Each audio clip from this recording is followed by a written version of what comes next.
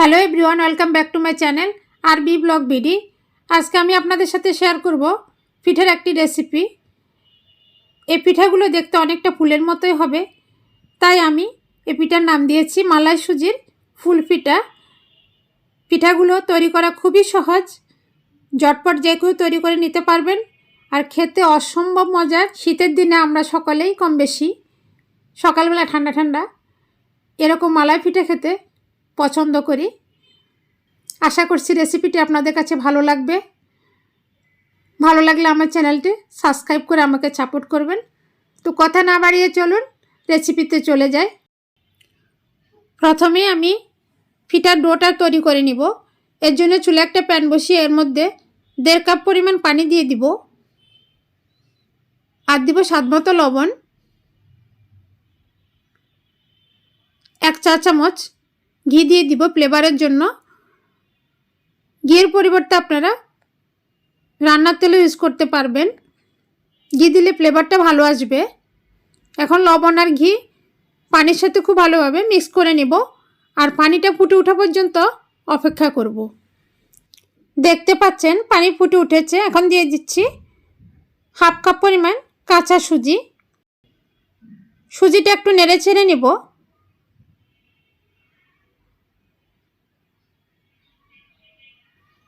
এরপর দিয়ে দিব 1/2 কাপ ময়দা। ময়দার পরিবর্তে আপনারা আটা দিয়েও করতে পারেন, প্যাকেটের আটা দিয়ে করলেও হবে। সুজির সাথে ময়দাটা খুব ভালোভাবে মিক্স করে ডো তৈরি করে নিব। চুলার জালটা একদম লোতে রেখে ডোটা তৈরি করে নিতে হবে, না হয় পুড়ে যাবে। এখন ঢাকনা দিয়ে ঢেকে কিছুক্ষণের জন্য রেস্টে রেখে দিব, এতে করে ডোটা আরও সফট হয়ে যাবে। এখানে আমি দুধ দিয়ে মালাটা তৈরি করে নিব। এর জন্য 1 লিটার লিকুইড দুধ নিয়েছি। দুধটা আগে থেকে আমি জাল করে ঘন করে রেখেছি। এর মধ্যে এখন দিয়ে দিব 1/2 কাপ গুঁড়ো দুধ আরও ঘন করার জন্য। এর মধ্যে দিয়ে দিব 2টা এলাচ ফ্লেভারের জন্য, আর দিব 1/2 কাপ থেকে একটু কম চিনি। আপনারা 1/2 কাপে দিবেন, যারা একটু চিনি বেশি খান 1/2 কাপ দিলে পারফেক্ট হবে। আর দিব 1 চিমটি লবণ। এখন সব কিছু খুব ভালোভাবে মিশিয়ে নিব। চুলার জালটা মিডিয়ামে রেখে এভাবে 2-3 বার ফুটিয়ে নিলেই মালাইটা রেডি হয়ে যাবে।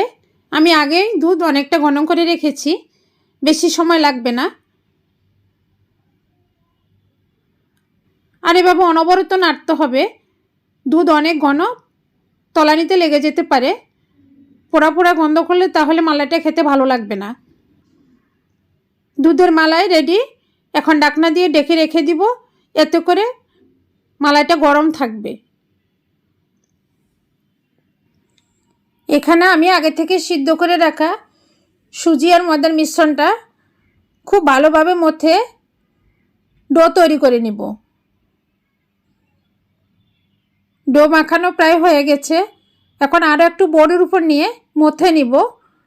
ডোটা যত বেশি মসৃণ হবে পিঠাগুলো তত বেশি সফট হবে এবং খুব সুন্দর হবে। এভাবে হাত দিয়ে লম্বা আকৃতির করে নিব, তারপর এক সমান করে মাঝ বরাবর কেটে নিব। এখন ছোট ছোট লেচি কেটে নিব। এভাবে করে নিলে সবটি পিঠা একই সমান হবে এবং দেখতেও সুন্দর দেখাবে, তৈরি করতেও সুবিধা হবে। এরপর একটা লেচি নিয়ে এভাবে গোল করে নিব, ঘুরিয়ে ঘুরিয়ে হাত দিয়ে। আমি আরও একটা দেখিয়ে দিচ্ছি। একইভাবে হাত দিয়ে এভাবে ঘুরিয়ে ঘুরিয়ে গোল করে একটু প্রেস করে দিব। তারপর একটা লেচি হাতে নিয়ে লেচির মাঝ বরাবর এভাবে ধরে চামচ দিয়ে চারদিকে এভাবে ডিজাইন করে নেব।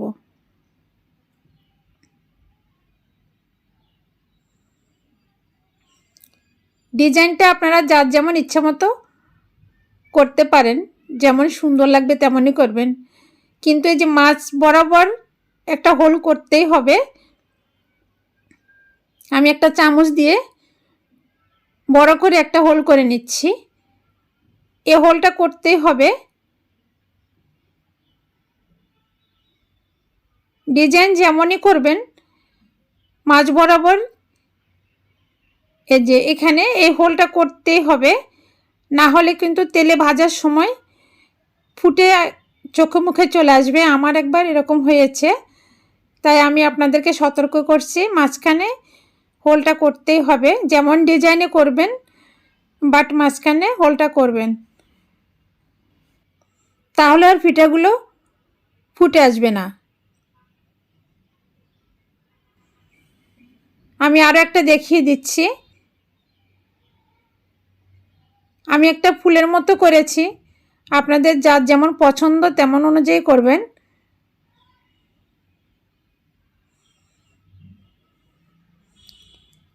এরপর আবারও আমি চামচ দিয়ে আগে একটু হোল করে নিচ্ছি, তারপরে আরেকটা চামচ দিয়ে এভাবে বড় করে একটু হোল করে নিচ্ছি।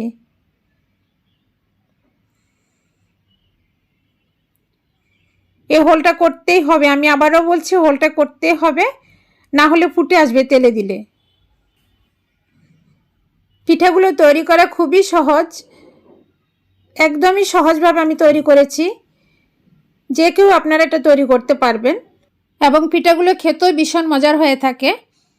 একইভাবে আমি সবগুলি পিঠা তৈরি করে নিয়েছি। এখন তেলে ভেজে নিব। এর জন্য ফ্রাই প্যানে পর্যাপ্ত পরিমাণ তেল দিয়ে, তেলটা আমি মিডিয়াম হিট করে রেখেছি আগে থেকেই। এখন একটা একটা করে পিঠাগুলো তেলের মধ্যে দিয়ে দিব। এরপর মিডিয়াম হিটে এপিট ওপিট উল্টিয়ে ভেজে নিব ব্রাউন কালার করে।